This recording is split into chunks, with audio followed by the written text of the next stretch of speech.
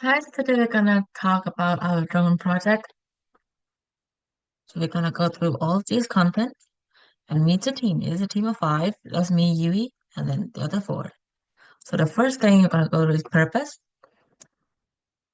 We want to design a circuit and PCB for a drone from scratch and verify our PCB functionality through simulation for efficiency and stability. We would like to achieve the utilization of available software such as AltiSpline and OrCAD and also apply our PCB design knowledge from the lab, combining with model testing, risk assessments, and more. For a time-based, we would like to complete the design and test within a month. And here's the timeline. As you can see, we have separated the critical path and non-critical path.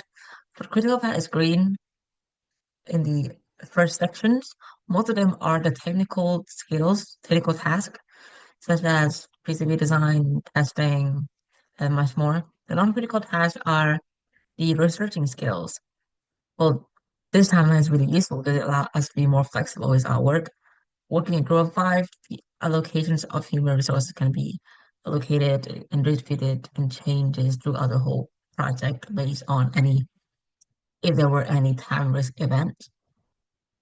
So here's our design. For the circuits, it can be separated into three main parts: boost converter, linear amplifier, and hedge bridge converter. For the boost converter, it's going to be using an Arduino Nano ESP32, which provides maximum of 3.3 volts. We usually need higher voltage than that, so we need the boost converter to boost the voltage up from 3.3 to around 8 to 6, about that range.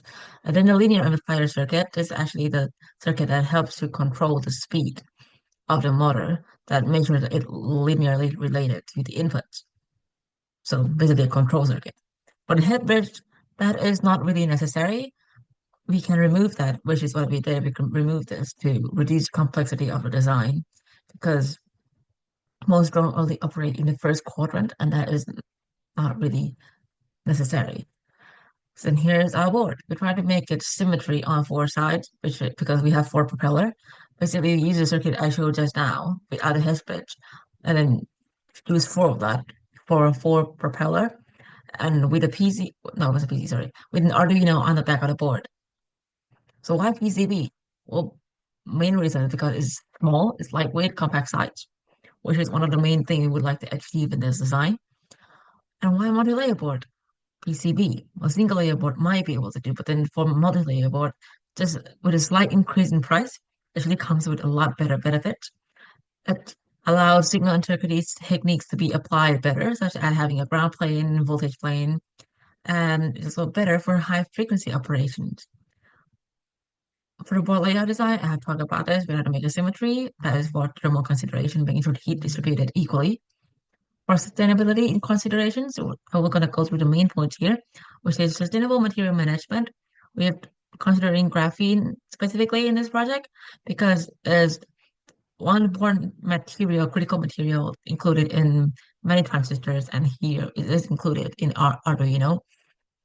By using the graphene from sustainable sources or secondary sources, it actually can help improve the environmental impact and also reduce carbon footprint.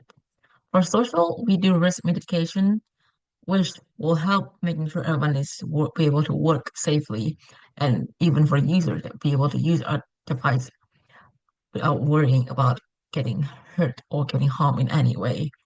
Well, the risk was mitigated by 33.6%, which is a really good value. For conclusions, we would like to further apply our drone in many different fields. This is the first step.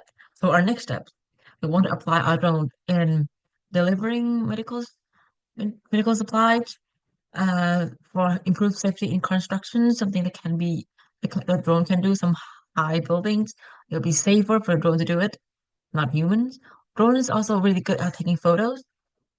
It can take photos from above with really high quality, which is really nice.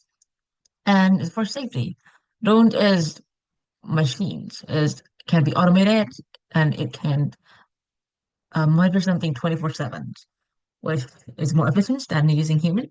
And thank you. That'll be it for me.